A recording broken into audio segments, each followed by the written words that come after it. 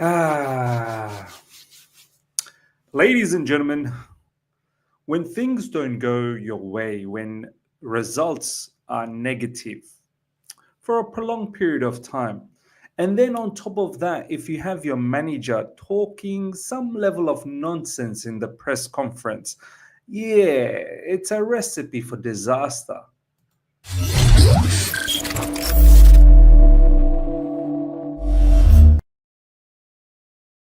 Welcome back to the other side of the coin, ladies and gentlemen. We've got quite a bit of news to get through, especially reacting to the press conference. Enzo Maresca, look, in the beginning of the season, he was saying a lot of things that really enlightened. It really was appreciated across the fan base. The way he was talking, the way he was handling matters. Now, there are certain things that I feel like, is it really him that's actually saying this, or is this scripted? This is provided from the sporting directors, the club himself, the owners themselves. What's going on? So you must be wondering what's happening, Miz. What has he said? Well, let's get stuck into it. Maresca, Robert Sanchez, as you know, ladies and gentlemen, is a big topic, is a huge topic in the Chelsea community, and rightly so. This guy on a regular basis making errors that's leading to goals, that's putting us in a very, very bad situation. Last one against Wolves as well, literally dropping the ball right in front of the Wolves players for them to score when he could have easily punched the ball away. And there's been many mistakes like that all throughout the season, not just this season, last season as well. Now, this is what Maresca had to say about Robert Sanchez and his mistakes recently. Robert Sanchez is okay. It's a matter for me to understand that anything can happen. How many times has Moises missed a pass? Many times. How many times has Nico missed a goal? Many times. How many times has Noni missed a cross? Many times. Robert has made 4 mistakes. Ladies and gentlemen, I understand you have to answer when the journalists are asking you questions, but you don't need to fabricate the matter. You can tippy-toe around the answer. You can make up something, less sinister as this, or you could keep your answer very short and limited and just say, look, he's our number one goalkeeper and this is what it is. Accept it. He's our number one goalkeeper. But for him to go and say, how many times has Moises missed a pass? Is it the same impact? Moises Caicedo missing a pass from midfield and Sanchez creating an error, making an error that's leading to a goal. Nico missing a goal, okay, that I can understand because that can have similar type of impact. That I get. The goalkeeper and the striker, very important positions. As a striker, if you miss, it can hurt your team. You could potentially, end up losing, drawing, not winning basically because of those misses. And similarly for the goalkeeper as well. So I get the Nico part. How many times has Noni missed a cross? Seriously? We're going to now look at Noni Madueke's missed crosses having the same impact as Sanchez making an error that leads to a goal.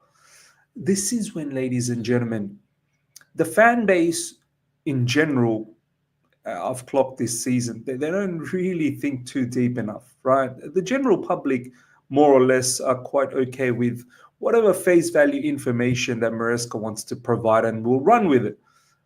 But for people that really want to think deep and think critically, and they are praising Maresca for, the season so far, he's done a okayish job. Yes, in recent times we have not looked good, but overall in a totalitarian, Maresca's been okay, right? For a manager that hasn't managed at this level, he's been okay. But then when you go through this patch of form, these patches of matches where you're not playing well, and then you compound that with the way you're talking right now, yeah, those fans that critically think and, delve deeper, they're going to start losing a bit of faith.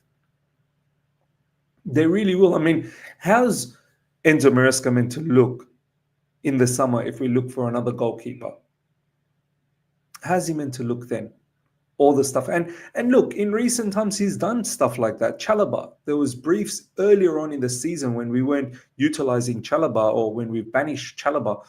The reason was that, he doesn't fit Enzo Maresca's playing criteria. And now we've brought him back, and in the press conference, the last game, against Wolves prior to that.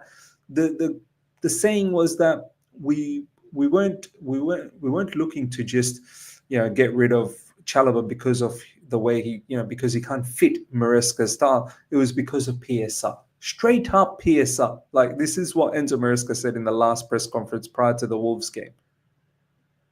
So we know there's some form of fabrication going on. So look, I find these sort of stuff very annoying because they are painting a bad picture on Enzo Maresca. It just shows that from here on in, the more you keep selecting Robert Sanchez, it's on you. Everyone's going to blame you from now on. They're not really going to blame Sanchez, because we all know what Sanchez is about. We all know that. You could give Jurgensen an opportunity, a run of games, and see where that takes you, even though I'm still not fully convinced whether he can be number one. There was a moment where I thought maybe he can, but his topsy-turvy performances from Jurgensen as well is a bit concerning. But at least you can give him a chance to see, okay, let's see what you've got. He's not had a prolonged period of matches, Jurgensen. So from here on in, ladies and gentlemen, everything is on Maresca. The more you keep selecting Sanchez, the more he keeps stuffing up. It's on you. It's on you, and you're backing yourself. You're backing yourself. Ladies and gentlemen, let me know your thoughts about the comments Enzo Maresca provided in regards to Robert Sanchez. Do you think they are justifiable? Let me know in the comment section. Next up, more nonsense, which I feel. Maresca on recalling Leslie or Andre. We've got enough players in midfield to cover Moises, Enzo, and Keenan.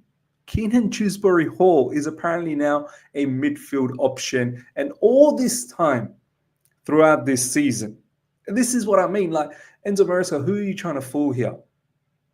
Keenan Dewsbury Hall has barely seen the squad, let alone coming off the bench, let alone starting.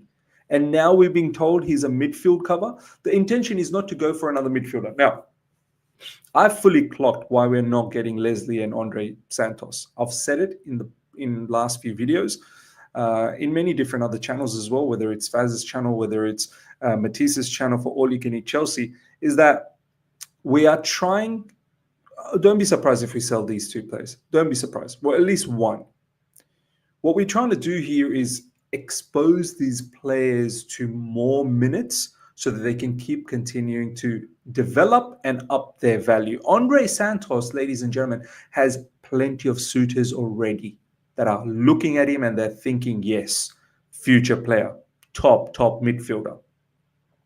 Chelsea directors and owners are like, yes, money, yes. They're not really thinking about, let's build a squad competent enough, adequate to compete in the Premier League and play the kind of football that Enzo Maresca wants to play. They're not thinking that way. They're thinking money. Yeah. So now all of a sudden, the logical thing would have been to recall one of these back, because Romeo Lavia is injured every other day. 2 seasons gone down the drain, injured every other day.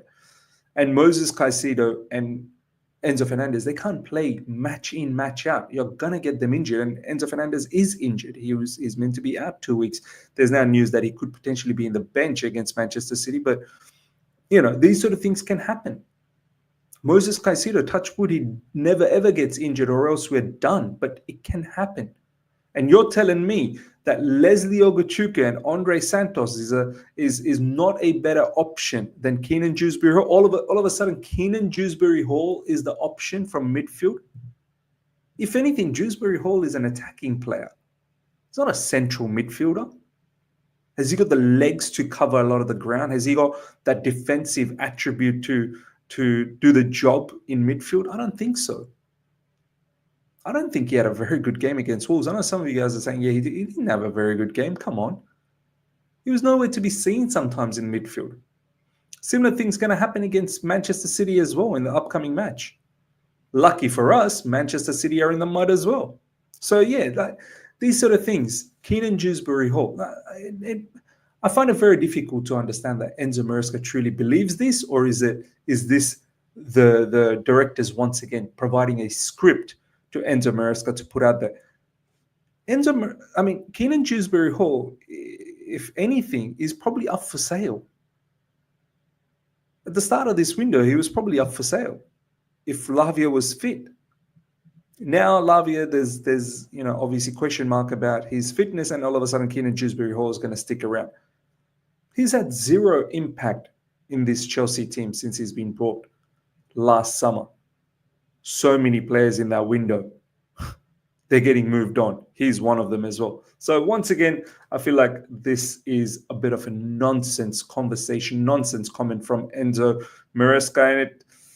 And for him to say that, we've got enough cover because Dewsbury Hall's there. Yeah, you never even utilized him. When we were going through the earlier on in the season, when our midfielders were getting tired, and we can see every game they're getting tired, you didn't even have Keenan Dewsbury Hall in the bench. You didn't utilize him as an option. So please, once again, these type of nonsense conversation, nonsense comments is going to start really pissing the fan base off. Once again, ladies and gentlemen, in the comment section, let me know your thoughts about Keenan Dewsbury Hall being an option in midfield.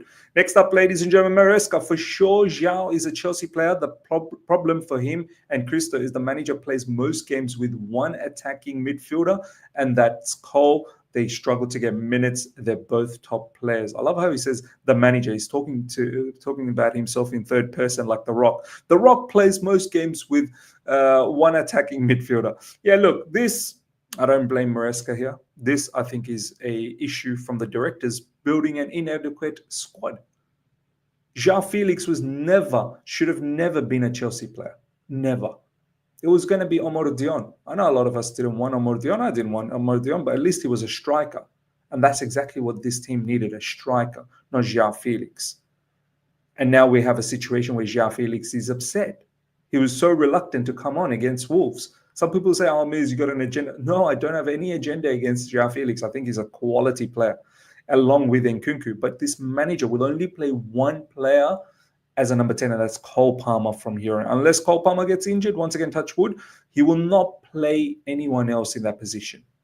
Now, there could be an argument that, well, Enzo Maresca, don't be so stubborn, find a way. But this is what the manager believes in. This is his beliefs. This is his philosophy. If we're asking him to do something different, you're asking for a different manager. It's not going to happen. So this, I can understand this. I can't blame the manager. This, I blame the sporting directors 100%. In fact, everything is predominantly the sporting directors. If you think deep, they're all sporting directors and the owners basically making decisions for the manager.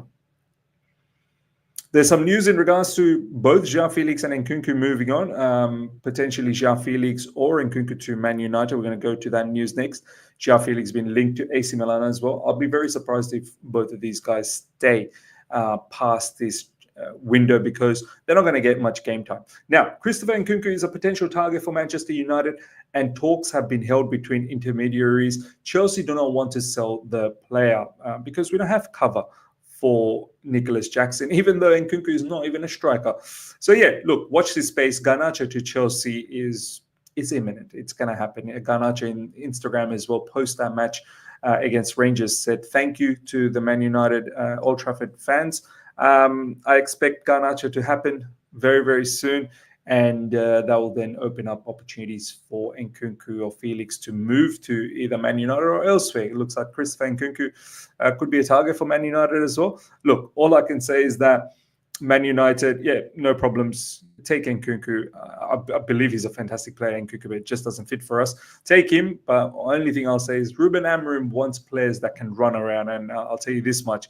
Christopher Nkunku is not someone that will run around like a madman. So yeah, ladies and gentlemen, let me know your thoughts about everything you spoke about, the press conference reaction. What were your thoughts? Put it down in the comment section. Smash up the like button if you're here for the first time. Subscribe, hit the bell notification to stay in touch with all my content. Till next time, see ya. Goodbye.